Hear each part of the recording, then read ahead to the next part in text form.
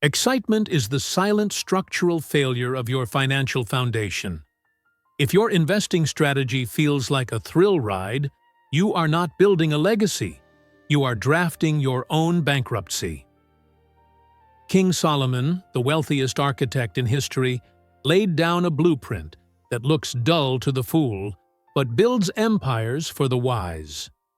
By the end of this recording, you will possess the boring rule that separates true dynasty builders from temporary lottery winners. Stay with me, because a prayer for your financial endurance awaits at the very end. You must understand the physics of wealth. A skyscraper cannot sway with every gust of wind, or it will snap.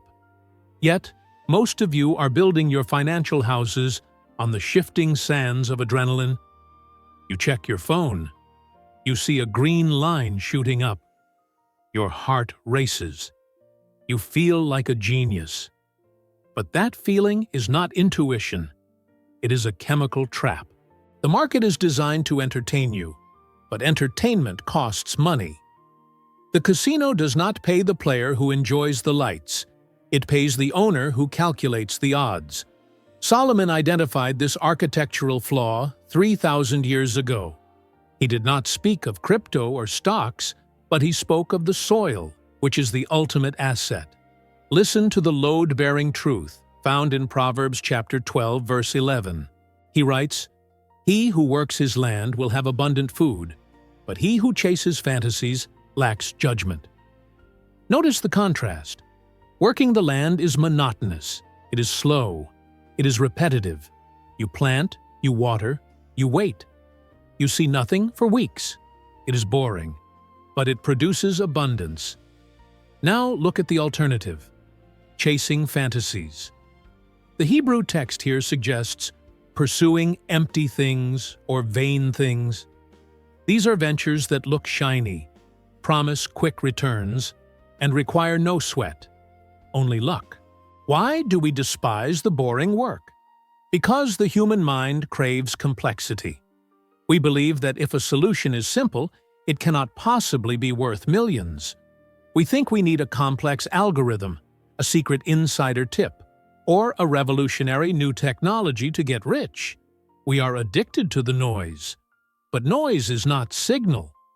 Noise is distraction. When you are bored with your investment, it usually means it is working. It means the roots are going down deep into the dark earth where you cannot see them. The architect knows that the most important part of the building is the part that is buried underground. If you dig up a seed every day to see if it is growing, you kill it. Yet that is exactly what you do when you check your portfolio 5 times a day. You are digging up your capital, exposing it to the light of your anxiety, and wondering why it wilts. Stop looking for the next big thing. Start looking for the sure thing. The sure thing is almost always unexciting. It is stone, not vapor. It is wood, not wind. Before we inspect the materials Solomon used to build his fortune, I need to know who is standing with me on this foundation today.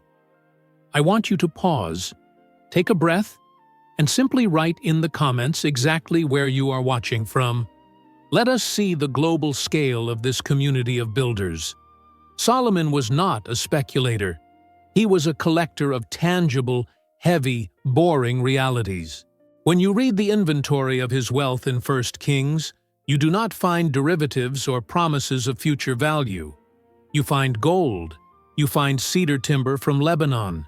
You find spices. You find horses. You find copper. These are materials you can touch. They have weight. They are difficult to move. They are immune to the hype cycle because they are essential to the structure of civilization. In the 20th century, a man named Benjamin Graham dusted off this ancient blueprint. He is often called the father of value investing, but he was really just a student of Solomon's principles. Graham introduced the world to a character he called Mr. Market. Picture Mr. Market as a manic-depressive business partner. Every day, he knocks on your door and offers to buy your share of the business or sell you his. Some days, he is euphoric, and names a ridiculously high price. Other days, he is terrified and offers to sell for pennies. The fool lets Mr. Market dictate the value of his house. The wise builder knows the value of the bricks and ignores the shouting man at the door. This is the boring rule in action. If you own a farm, you do not ask the neighbor every morning, "How much is my farm worth today?" You simply check the crops. You check the harvest. You focus on the yield, not the price tag. Warren Buffett, perhaps the most famous disciple of this philosophy, calls this the art of doing nothing. It sounds lazy, doesn't it? Our culture screams that you must hustle. You must grind. You must trade. But in the world of compounding, activity is the enemy. Every time you trade, you interrupt the process. You trigger taxes. You trigger fees. You trigger mistakes. Consider the dopamine hit. When you buy a volatile asset, your brain floods with the same chemical released during gambling. You are not investing. You are betting. Solomon warned against the haste that comes from this emotional state. Wealth that comes from excitement usually leaves in tragedy. The dopamine wears off, but the losses remain. You must divorce your desire for entertainment from your desire for wealth. If you want to have fun, go to the movies. If you want to build a fortune, be prepared to be bored. Be prepared to sit on your hands for a decade. This is not sexy. It will not make you famous at a dinner party, but it will make you free. If this wisdom is cracking the foundation of your bad habits, I invite you to click the like button now. It signals to the algorithm that we prefer wisdom over hype. Let us deepen the cut. The speed at which you desire wealth is the speed at which it will likely escape you. There is a phrase that circulates among the wise: get rich slow. It is the only speed that lasts. The architect knows that concrete takes 28 days to reach its full structural strength. You cannot rush the chemistry. If you load the floor before the concrete cures, the floor collapses. Charlie Munger, the brilliant partner of Warren Buffett, operated with a mental model he called the circle of competence. This is pure Solomonic wisdom. Solomon traded in what he understood. He understood trade routes. He understood diplomacy. He understood resource management. He did not gamble on foreign ventures he could not control or comprehend. Munger taught that you do not need to be an expert on everything. You just need to know the boundaries of what you know. Here is the trap. The boring businesses are usually the ones inside your circle. They are businesses that sell things people need, not things people want. Needs are boring. Water is boring. Insurance is boring. Waste management is boring. But when the economy crashes, people still flush toilets. They still drink water. They still need to protect their homes. The exciting businesses, the luxury brands, the newest tech gadgets, the trendy vacation spots, these are the first to crumble when the storm comes. Solomon's fleets brought in gold, yes, but they also brought in basic commodities. He understood that needs outperform wants over the long arc of history. You are likely ignoring the opportunities right in front of you because they look too much like work and not enough like magic. You are looking for a lottery ticket disguised as a stock symbol. Stop trying to be clever. The market punishes the clever and rewards the disciplined. The clever man tries to time the top. The clever man tries to predict the election. The clever man thinks he knows more than the collective wisdom of the world. The disciplined man simply buys a piece of a good, boring business and goes to sleep. He wakes up 10 years later and finds he is rich. Why? Because he let time do the heavy lifting. He did not interrupt the compounding. Proverbs chapter 21 verse 5 says, "The plans of the diligent lead to profit as surely as haste leads to poverty." Diligence is just a fancy word for boring, consistent effort. Haste is the excitement of the shortcut. You have a choice today. You can be the hare, running in circles, exhausted and anxious, or you can be the tortoise, slow, armored, and inevitable. We live in the age of the new thing: artificial intelligence, virtual reality, space travel. These are marvelous, but as investment vehicles for the average family, they are often incinerators of capital. Solomon walked out onto his balcony in Jerusalem, looked at the bustling city, and sighed the words found in Ecclesiastes chapter 1, verse 9. What has been will be again. What has been done will be done again. There is nothing new under the sun. The technology changes. The microchips get smaller. The rockets get faster. But human nature? It remains exactly the same.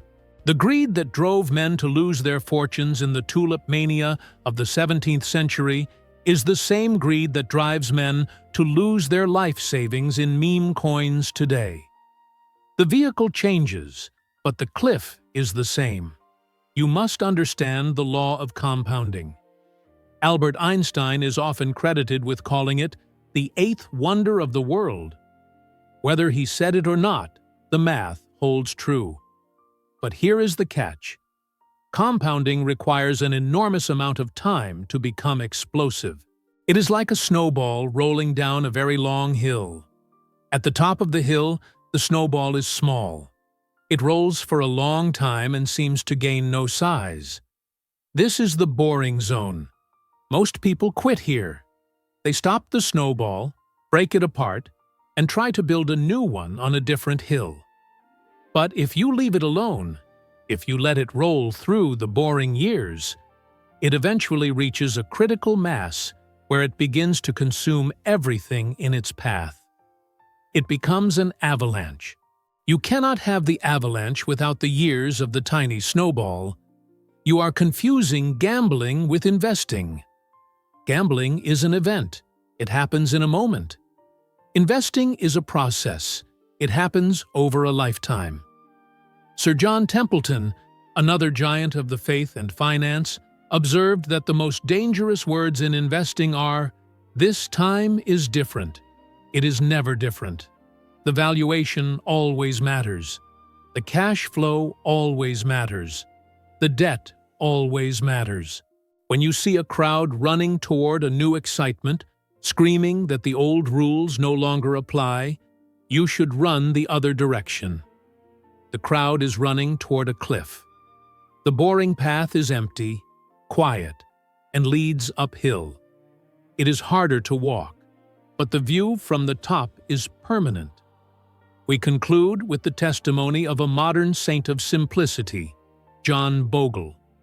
He founded Vanguard on a principle so boring it revolutionized the world. Buy everything and hold it forever. He called it the Majesty of simplicity. He did not try to pick the winning needle in the haystack. He just bought the haystack. He was ridiculed. He was called Bogle's folly.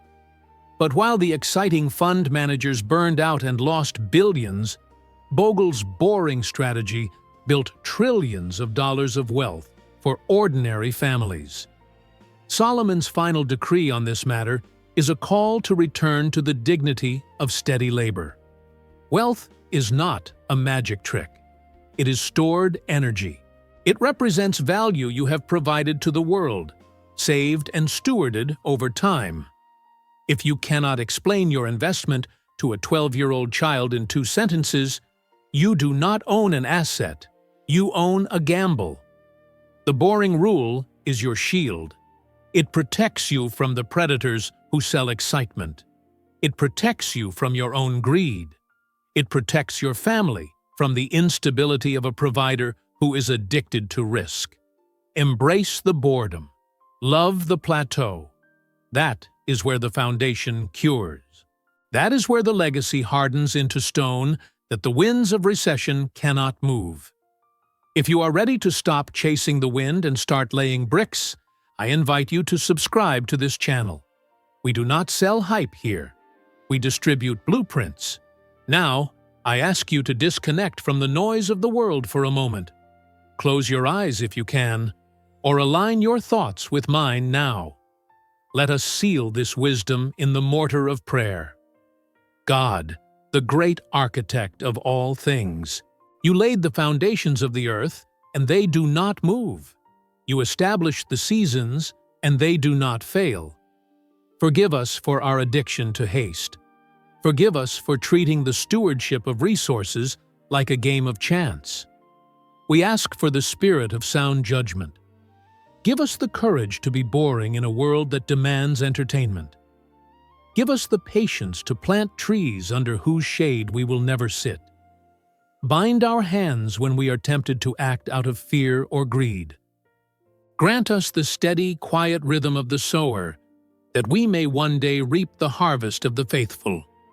In the name of the one who is the same yesterday, today, and forever. Amen. Go now. Build slowly. Build quietly. And let your prosperity be the proof of your patience.